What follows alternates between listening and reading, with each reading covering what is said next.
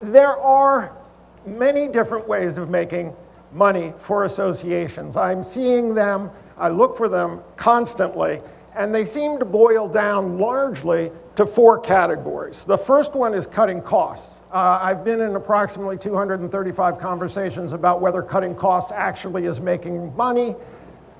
My position is that if you really get rid of a cost, you have freed up some money and you can invest it in programs or products.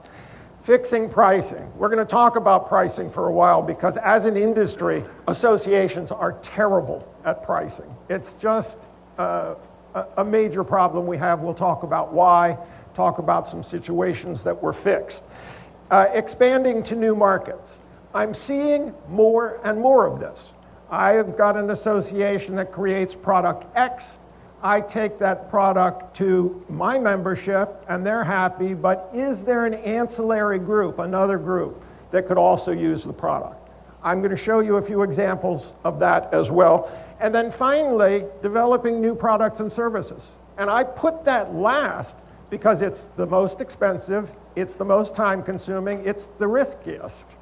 But it's one that whenever people get together, they like to start with. Oh boy, let's create a new product.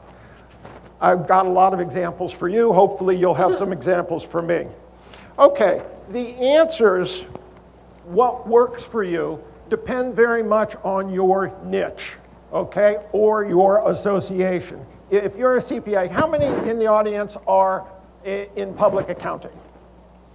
Okay, that's about a little less than half the room. Please pick a favorite client to think about today. Hopefully you'll come out with some ideas for them, but also I'll be asking questions and I want you to be able to represent that client in terms of, when we vote on things.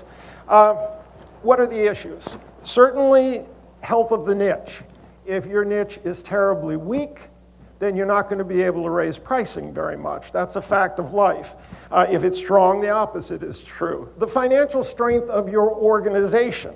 Are you going to be able to take the risk of bringing out new products and services? If you've got the physical muscle, it's a lot more likely to happen. What is the competition offering? Every time you decide to crank out a new or a different product or an evolution of an earlier product, you've got to examine what the competition is doing. Because if the competition has something like that in the market, you're going to be competing on price.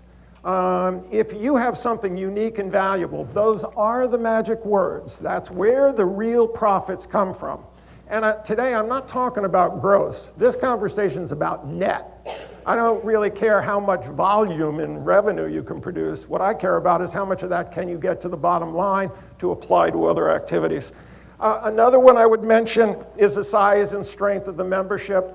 I love big organizations. If you have 10,000 members who are going to buy something and you can raise the price by $5, that's a 50,000 sweet drop to the bottom line. What about the capabilities of the staff? If you've got a lot of horsepower in-house, then you can crank out products on your overhead. If you have to go out of house to crank out a product or service, then of course what we're looking at is additional costs. How about a board that can't make up its mind? If you have a board that can't make up its mind, you're not going to get a lot of product out. That's, they don't know what they want to do, so they're going to stop you from doing it. Another one might be my favorite. May you be blessed with a federal law which is going to hurt your members. You've got an opportunity to crank out product there, a new legislation, a new ruling, something to sell. I love to see it. It reminds me of National Association, can't remember the name exactly. It's basically drugstores. And the government came up with a whole new rule. They partnered with a law firm and they sold hundreds of thousands of dollars of materials based on this new federal rule. So there's lots of circumstances that make a difference. I'm going to talk today, I'll be presenting as many solutions as I can that will work for most organizations. I'm not going to go very deep into this particular unique niche. We'll focus more broadly than that. My examples. I spend a lot of time writing and researching, consulting on this particular subject. Some of you may know I have a monthly column in a magazine called Associations Now, ASAE's magazine, and they're all about nonprofits who have done something, usually associations, of course, that have done something to make net income. So what you'll see today is references to particular articles. If you're interested in the subject, you can find the article on my website under Articles Text, and 95% of them will be under additional revenue. I'll point out one that is not. So deeper reading is available, but it's not in the materials that I've handed out. I go through the materials and I pull up the website and I look at them side by side and decide which ones I want to read. I want to encourage you, there's an endless number of ways of making money. It really is limitless. So if you can step back and try to look with clear eyes, I encourage you to do so.